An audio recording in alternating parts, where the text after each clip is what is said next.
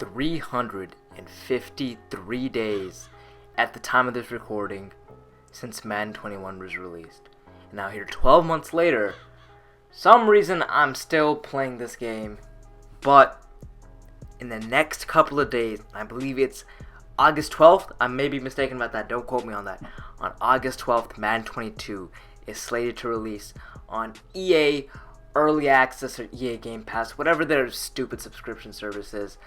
And when that happens, we're done with this series, and that's what makes today the final episode of the Arizona Cardinals franchise. Last episode, we finished out our regular season. It was week 16 and 17, even though, week 16, there was no footage, but that's fine. In this episode, we're going to have the entire playoffs all rolled into one. Like right now, we have the divisional game, and assuming we make it past that, or hopefully at least, we will take on the winner of that New York and Seattle game in the NFC Championship. And looking even farther ahead, if we can make it the Super Bowl, which will, no matter what, be the final game of this series. We're chasing that three-peat. Currently, Kyler, Christian Kirk, DeAndre Hopkins, the entire squad are two-time NFL Super Bowl champions. And with a win here this year, if we can do it, we will be the first and only team ever to three-peat in the NFL. And I mean, what's even cooler about this is that the Super Bowl this year, or well, in this universe at least, the Super Bowl that we're playing for is actually held in Arizona at State Farm Stadium. So if we make it all the way, we will have a chance to play on our home field and become the first ever team in this universe to win on their home field. Obviously, the Buccaneers just did this year, but that didn't happen in this I don't know, in this simulation, so we'll ignore that. Right there in the end zone, it is the high-flying Derwin James who comes up with the interception, and we just hand the ball off to Kenyon Drake, an entire team that we will not be seeing anytime soon on the channel. I know that a lot of you guys are Cardinals fans who found me because of this series, but I'm letting you know right now that, unfortunately, we probably won't get a whole lot of Cardinals content on the channel anymore. I mean, I'm thinking about doing Ultimate Team, and if I do, I'll definitely try and get some Cardinals players, because I will say I enjoy playing with Kyler Murray a lot. But if that doesn't happen, and this is truly the last time we play with this team, it is what it is. Right there, we throw the stupidest interception we could have possibly thrown right at the goal line, feeling like Russell Wilson. Speaking of Russell Wilson, in the other NFC divisional game, he just lost 35-14. So yeah, we are not going to get an interdivisional matchup in the NFC Championship game. So that sucks. But instead, we'll be taking on the Giants. And funny tidbit about the Giants, they're actually 9-7 right now in this season. And I don't know how to react to that. If we get dethroned and they go on to win the Super Bowl, I can't even be mad. If Danny Dimes leads the New York Giants at 9-7 to a Super Bowl, there is nothing that I can say or do about that. I just wouldn't even feel bad. It is what it is. Right here on 3rd and 1, looking for something, I rolled out to the wrong side and just had to throw it away because of the pressure, and we'll just settle for a field goal. I believe that is Gene Dangus. I don't know, man. Our kicker rotates like every other game, or like depending on the kick, it rotates. I swear. So I generally don't know who that was, but he puts it right through the uprights, makes it 3-0. All right, right here from around the 30-yard line on a 3rd down, we're looking to make a stop, and I don't know what's wrong with Trevor. He just took all the time in the world, and it's Chandler Jones who gets into the backfield for a sack and forces them to punt the ball. And then here on 1st and 10, halfway through the 3rd quarter, Christian Kirk with the patented slant route takes it to the 30-yard line. And skipping forward quite a bit because, I mean, I'm just trying to get through this right now. We throw it to Andy Isabella, who is tackled at the 1-yard line, forcing us to try and make a play, and we get pushed back after 2 downs. But here on 3rd and goal, Kyler just slings it to his man Mark Andrews, who's turned into quickly one of his favorite targets on this team for the touchdown. It is 10-0 heading into the 4th quarter. Here on 3rd and 14, again, Trevor all day and decides to come up with that throw. It is Derwin James with his 2nd interception of the night, and that's a beautiful return by him too. Takes it inside the 20, already in the red zone with excellent field position. And then here on 1st and goal, Kenyon getting it done, weaving through defenders for the first down. And now just 8 yards away from scoring on 3rd and goal. Kyler's going to take off to the right side and just slings it to Christian Kirk's sidearm again, who tumbles to the ground with the football, makes it 17-0. So, I mean, this game is, I can't say it's put away, but we're up by 3 scores with less than 5 minutes to go. I'm not too worried about it. Here on 1st and 10, Trevor looking to throw, has the man on the left sideline, gets out of bounds, stopping the clock. And I'm just a little bit worried. I mean, it's 4th and 13, so I'm not too worried. But what the hell was that? I click on to Buda Baker, and he just doesn't even react. It goes right over his head. And because of that, they actually forced a punt. And on the final play of the game, Christian Harris hits him as he throws. He doesn't get a ball off. I was about to say incomplete pass, but no. 17-7, your Arizona Cardinals advance past the divisional round thanks to Derwin James, Kyler, Christian, and the whole gang. Alright, and as you guys saw in our next game, we will be taking on that New York Giants team. On the left side of the bracket for the AFC, it is the Steelers who keep on dancing, and same with the Bengals. Honestly, it'd be kind of interesting to see the Bengals. I mean, Joe Burrow, that entire lineup, that's a cool team. I mean, it's a young team, not a team that you'd expect to see in the Super Bowl anytime soon. But quite frankly, I just don't want to play the Steelers. They're just such a stupid, annoying team. And I think Justin Fields is their quarterback here, which is just not fun.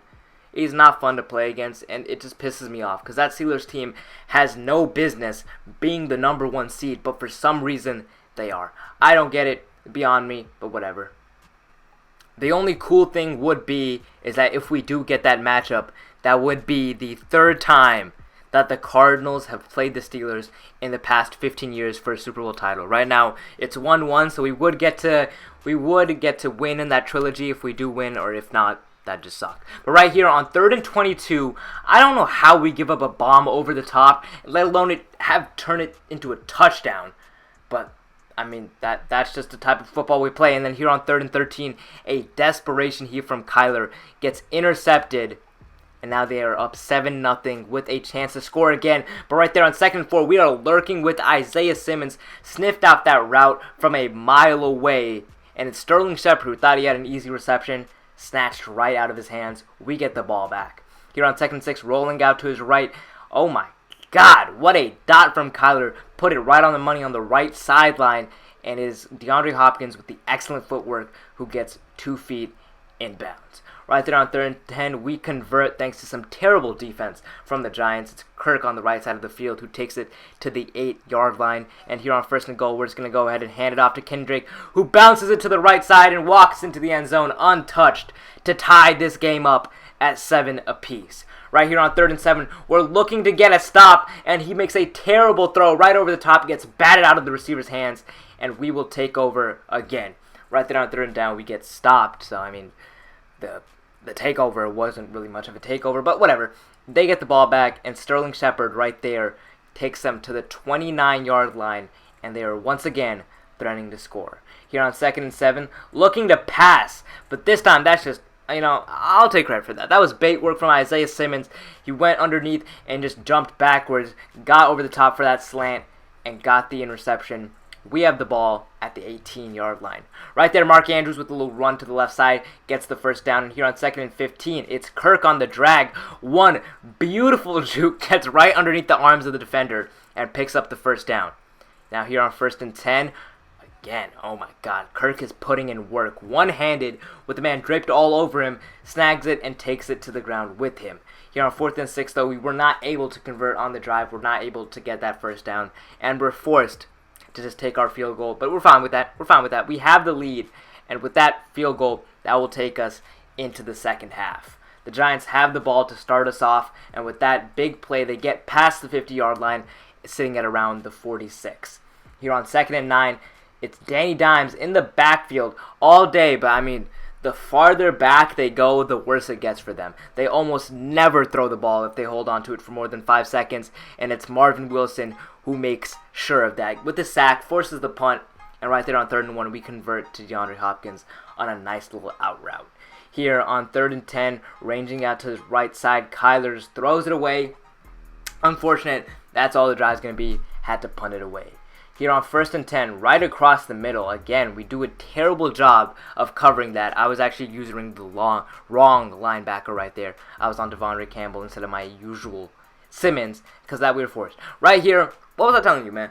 If something's clamped up, they almost never throw it away. They don't do anything. They just absorb the sack. I mean, it is Danny Dimes. He's used to getting sacked, but even then, like, come on, man. Like, have some awareness at least. But right there, going into the 4th quarter, it's Christian Kirk again, the favorite target of this entire series.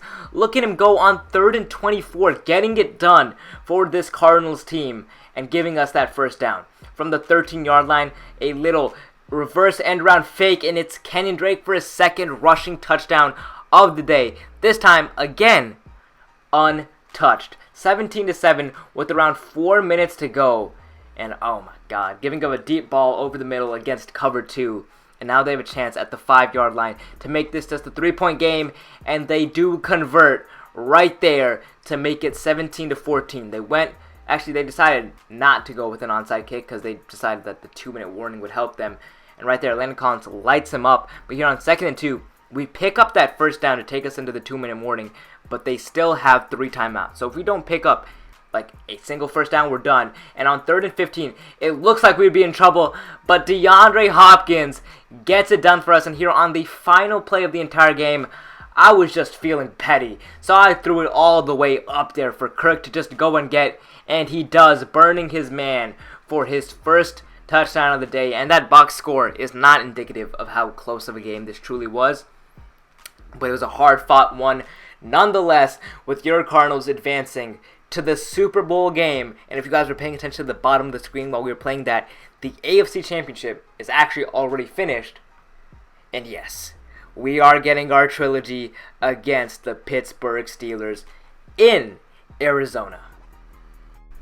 There it is, man. The total bracket. All that's left is the penultimate game of this NFL season right here in the Toaster State Farm Stadium against the Steelers team. And their running back number 1 is actually the current Cardinals running back number 2 in real life, James Conner.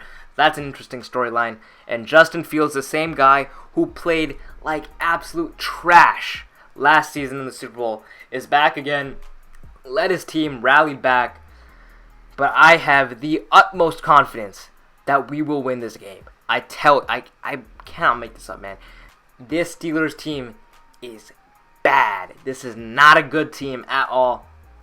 We should win this. It's time for ring number 3. For all intents and purposes, Larry Fitzgerald is in the building today. I mean, I know it's Madden. They would never implement something as cool as that. But come on. They're playing the Super Bowl in Arizona? Yeah, he's there for sure. All right, all that out of the way, let's go ahead and get into the final game of this series after 12 long months. Let's do this. Starting off with the ball are your Arizona Cardinals, and right here on 1st and 10 already, Kyler has the space, is going to take off for around 15 yards, putting us in Steelers territory.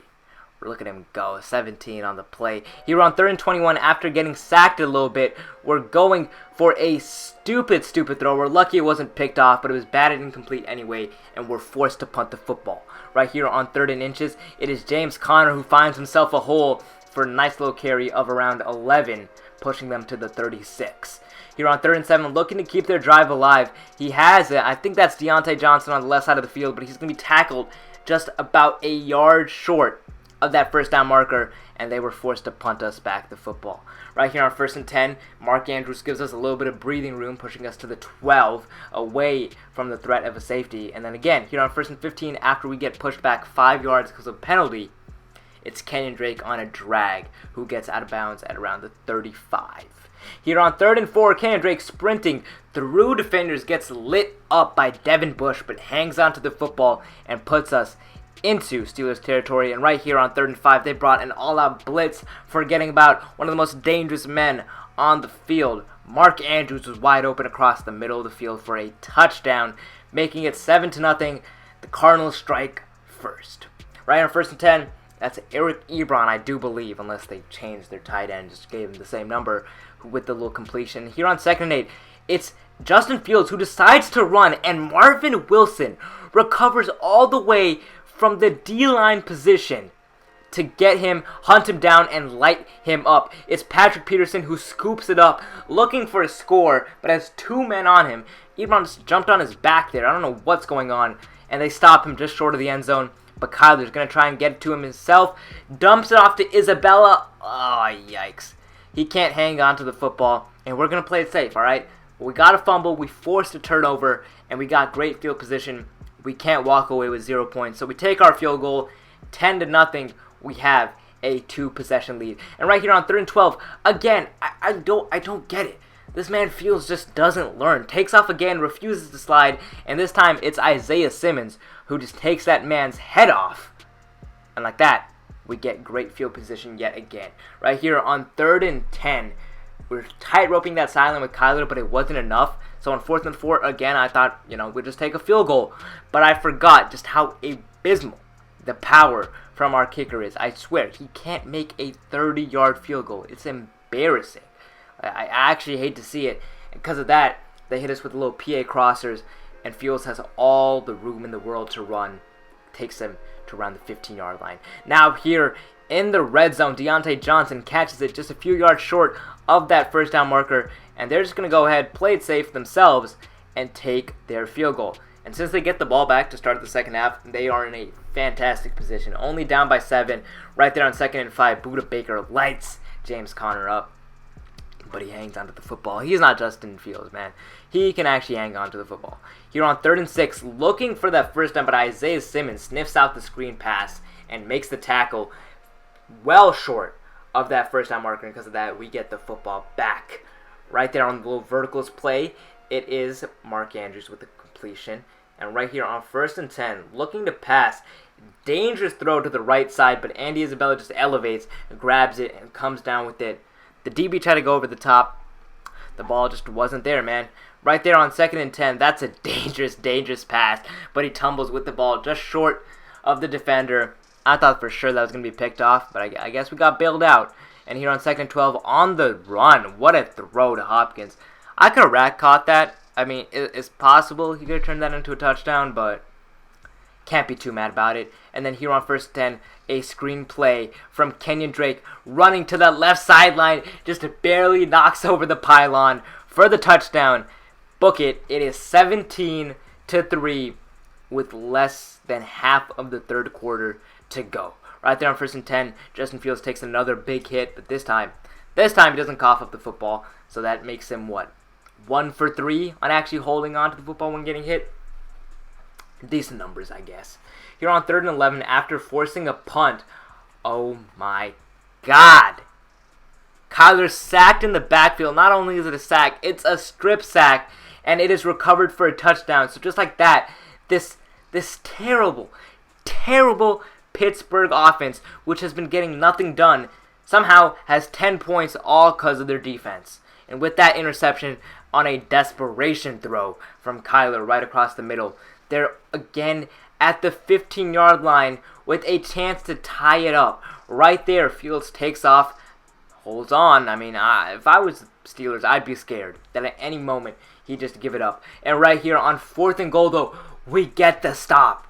With 8 minutes to go on 4th down, we get the stop at the goal line, and we take over. Here on 3rd and 1, that was just not a smart throw decision on my part, and we have to give them back the football.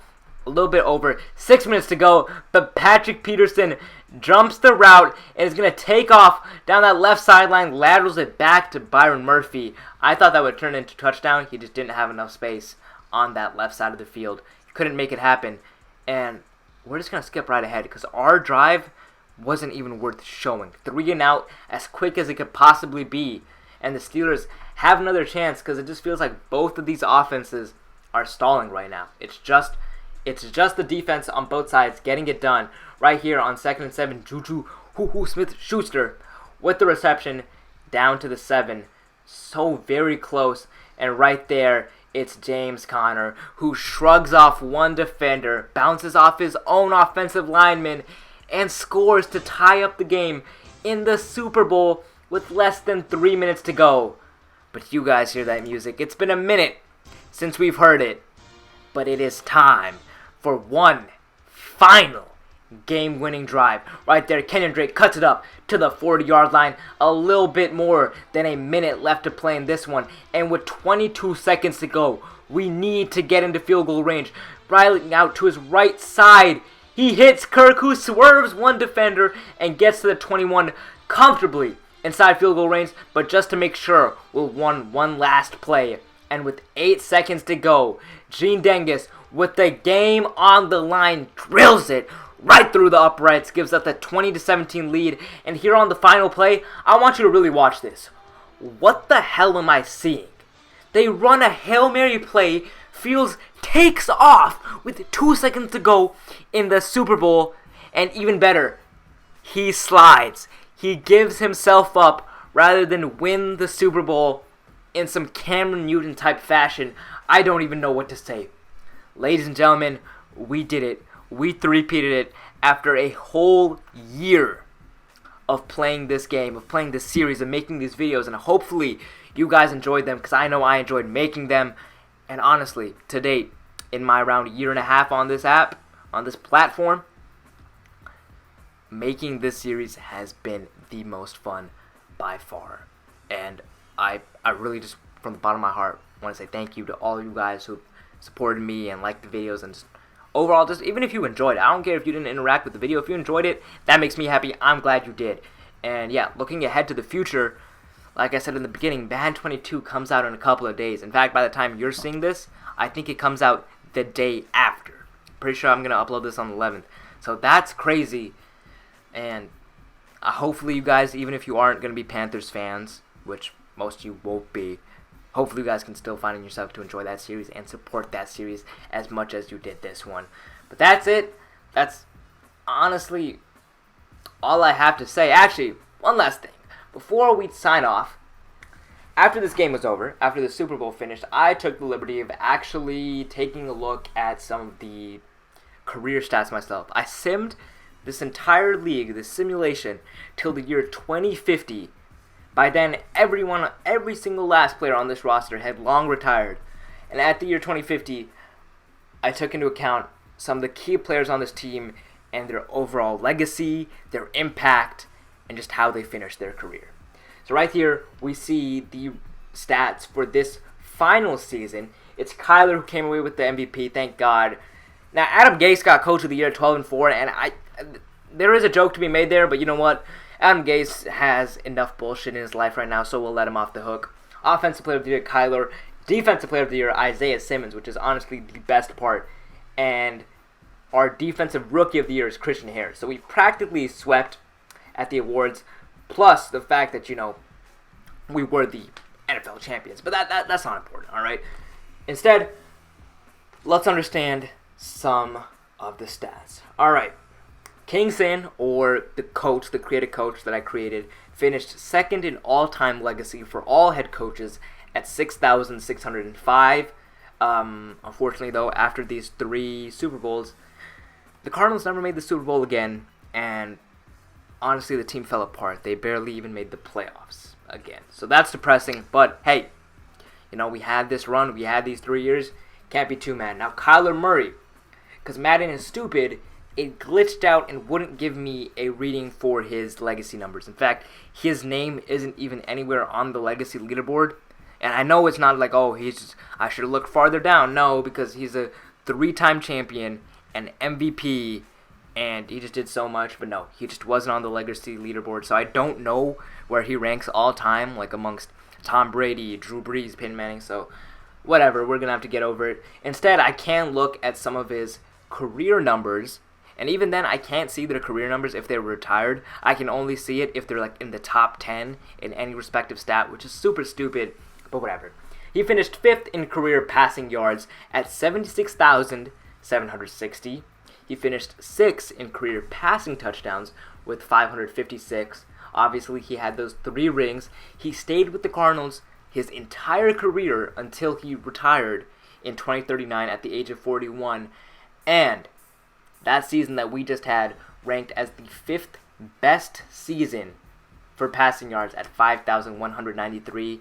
It was tied for second as the most ever passing touchdowns in a season with 50, and obviously we rounded it all out with a Super Bowl MVP. So that's Kyler's career. Definitely an all-time great. I mean, dude could have retired a Hall of Famer just after this last Super Bowl, but whatever. Now, Christian Kirk, I don't know when he retired or if he went to a different team because, again, Madden was kind of glitching out and I simmed too far. That's on me. But he did finish at 18,010 legacy, which is good for number one all-time for all wide receivers. So that's pretty solid if I do say so myself. And on top of that, in career numbers, in terms of career, he finished third in receiving yards with 16,964. He was fourth in career touchdowns with 151. And he had the best single season in receiving yards ever at 2,055, making him the only wide receiver to ever get to that 2,000-yard mark in a single NFL season. All right, now with 21 touchdowns that we had in this 2022 season, I believe, that is good for the third best ever season for receiving touchdowns. And on top of all of this, he is a 3-time wide receiver of the year, 1-time offensive player of the year, and on top of all this, holds the record for 10th all-time in single game receiving yards at 285. Also, I mean, he had 5 receiving touchdowns in a game, which is tied for first in receiving touchdowns in a game, but there's 10 people who hold that record, so it's not all that special. Now, moving on to the defensive side of the ball, obviously some key players would be Chandler Jones, Isaiah Simmons, Budda Baker, Byron Murphy, Patrick Peterson, people like that. Because of the way Madden is, I can't check the stats for those guys because they've retired already in this sim in the universe. So, unfortunately, the only 2 people whose accolades I could actually collect were Chandler Jones and Isaiah Simmons. So, starting with Jones, he finished in second in all-time legacy at the left outside linebacker position with 25,164, behind only Khalil Mack, so an elite company right there. Also, he has 4 rings, obviously 3 with Cardinals, 1 with the Patriots beforehand, and he is 8th all-time in sacks at 169. But the most impressive accolade of all for my man is the fact that he has had the best season ever with sacks at 32. And to put that into context, the second best ever is 22 over 2 decades ago. So, yeah. That one season, 2021, Jones was definitely elite. Alright, now moving on to the final person that I actually have any sort of stats for. It is Isaiah Simmons, who, honestly, I'm going to be that serious, was my favorite player to play with this entire series.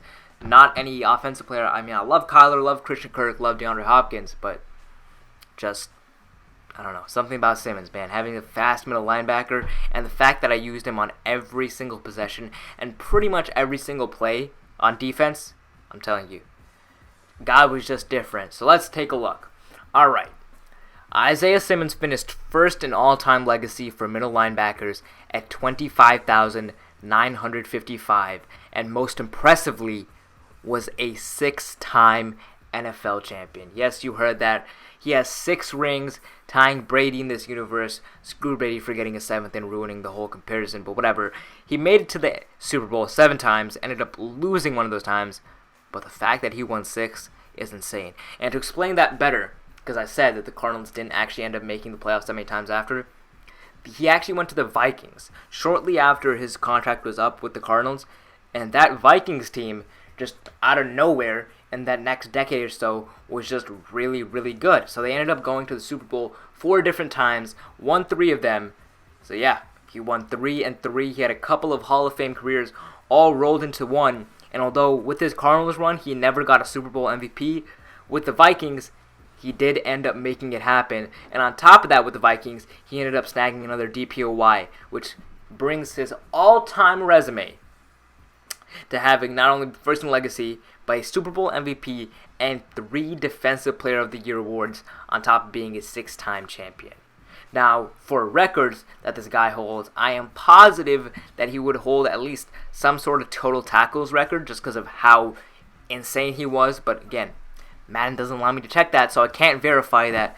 But yeah, what we do know for a fact, though, is that his 15 interceptions in this past season was good for the best ever by any player who has ever played. Alright, and as a middle linebacker, for him to do that is just absolutely insane.